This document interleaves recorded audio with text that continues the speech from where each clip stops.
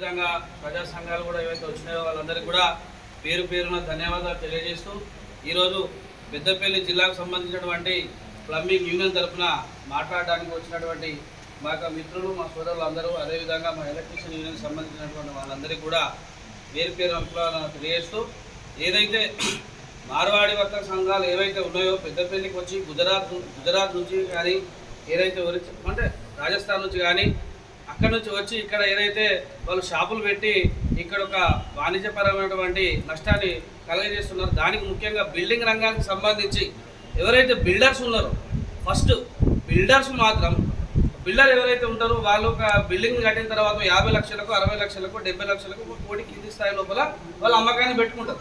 అయితే ఇక్కడ ఉన్నటువంటి స్థానికంగా ఎవరైతే పనులు చేస్తూ ఉన్నారో ప్లంబింగ్ కానివ్వండి, ఎలక్ట్రీషియన్, అది ఎవరైతే టైల్స్ కానివ్వండి, మార్బుల్స్ ఎవరైతే కూడా వాళ్ళకు పని ఇవ్వకుండా ఎవరైతే అక్కడ నుంచి వేరే ప్రాంతాల నుంచి పని చేయడానికి ఇక్కడికి వస్తున్నారో వాళ్ళను ప్రోత్సహించేది మాత్రం బిల్డింగ్ రంగానికి సంబంధించి బిల్డర్స్ మాత్రం అని చెప్పేసి నేను ఈరోజు దండాపదంగా చెప్తా ఉన్నా. ఈరోజు బిల్డర్స్ వల్లనే ఈరోజు ఆ రాజస్థాన్ నుంచి వచ్చిన వాళ్ళు ప్రతి ఒక్క పని కూడా వాళ్ళు నాణ్యత లోపంతో కూడినటువంటి వస్తువులు ఇస్తున్నారు. ₹1 తక్కువ కూడా బిల్డర్సే వాళ్ళ దగ్గర పోయి వాళ్ళు సంప్రదించుకొని వాళ్ళ ద్వారా వచ్చినటువంటి లాభాన్ని వాళ్ళు వెలిగేసుకుంటూ ఉన్నారు. ఇక స్థానికంగా ఉన్నటువంటి ఈ యొక్క వృత్తిపరమైన ప్లంబింగ్ శాఖకు సంబంధించి బిల్డింగ్ రంగానికి కూడా వాళ్ళ వల్ల నష్టం జరుగుతూ ఉన్నది.